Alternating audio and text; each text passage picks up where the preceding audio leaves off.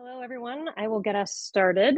Welcome to today's webinar, sponsored by the High Bar Research Alliance. Dr. Rich Carter is a professor in the Department of Chemistry and faculty lead for Innovation Excellence in the Office of Research at Oregon State University. Dr. Almisha Campbell is the Assistant Vice President for Research and Economic Development at Jackson State University.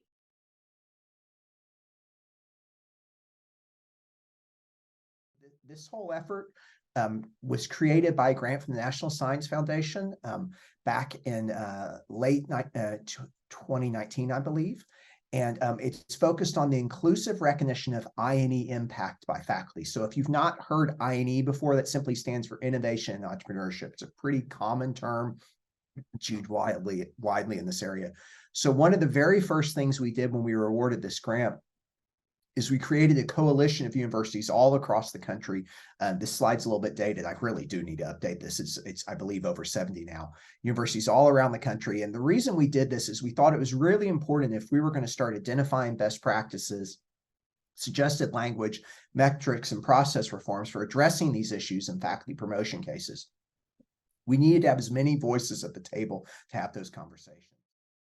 What we're trying to do is create a more inclusive academy. And so a term that was created, I believe, by Lori Leshin at the time, who was president of Woodchester Polytech. She's now head of the Jet Propulsion Laboratory in California, is broadening the bar for promotion and tenure to make it more inclusive. What we are trying to do is create equal representation for other areas of scholarship that are not currently valued under the existing paradigm. This is about an essential component to realizing the institution's mission to society.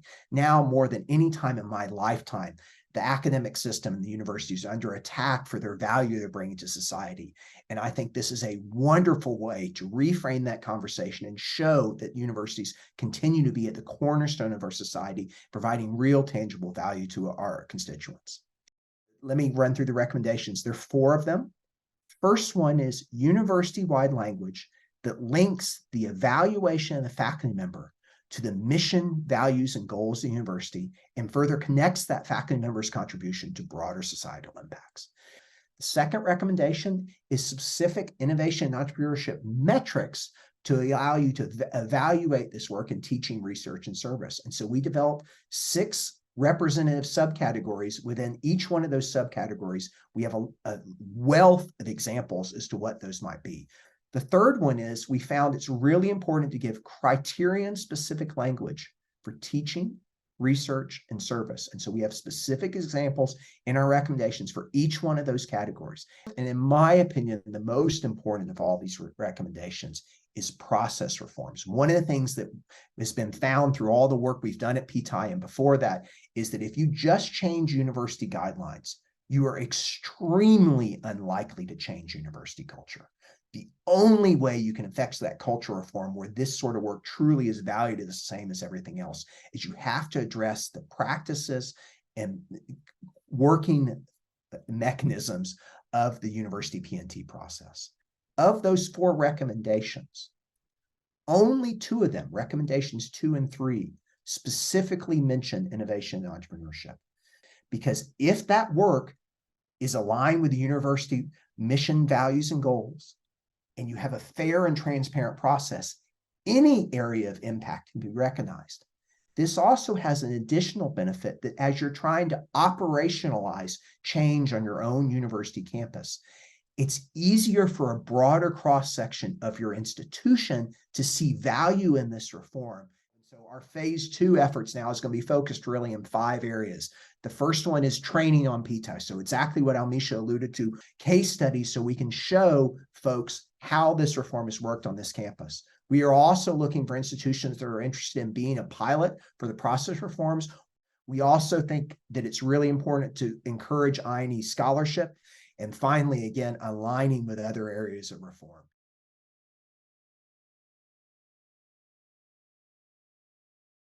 You cannot take just a top-down approach, and you cannot just take a bottoms-up approach. You need both.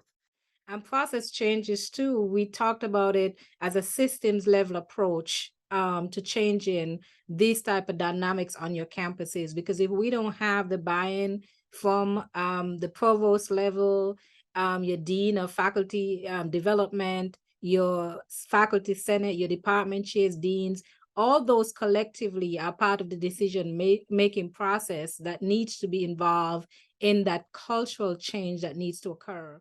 You have to know the people on your campus. You have to know what's important to them. And then you drive the conversation based on the resource.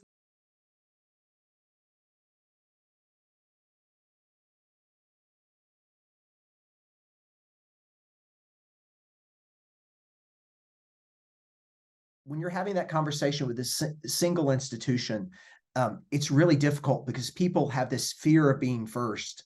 But when you bring in a network, when you bring in a coalition, the fear of missing out actually kicks in.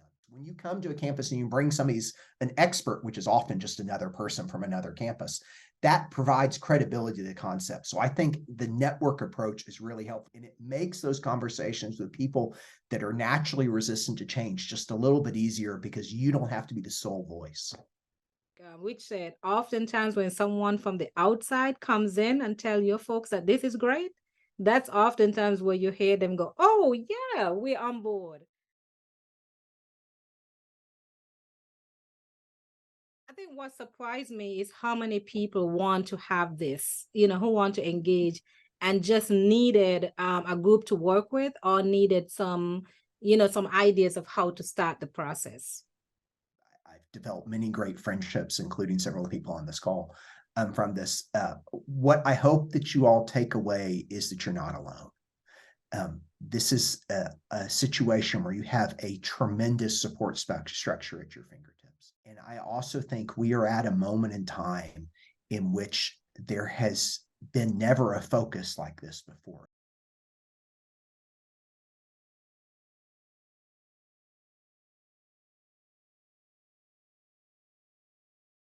Question about, are we asking universities to do too much since they're already doing research, teaching, athletics, etc.?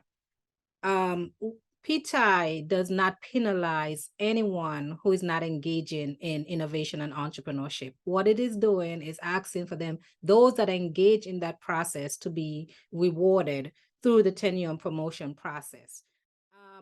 The faculty work very hard, teaching research service, they're mentoring students, they're engaging with industry partners to bring research opportunities to the institution. And oftentimes that is not measured or valued at the institution. So through this PTI process, that's a very strong case for why we should add these metrics to tenure and promotion.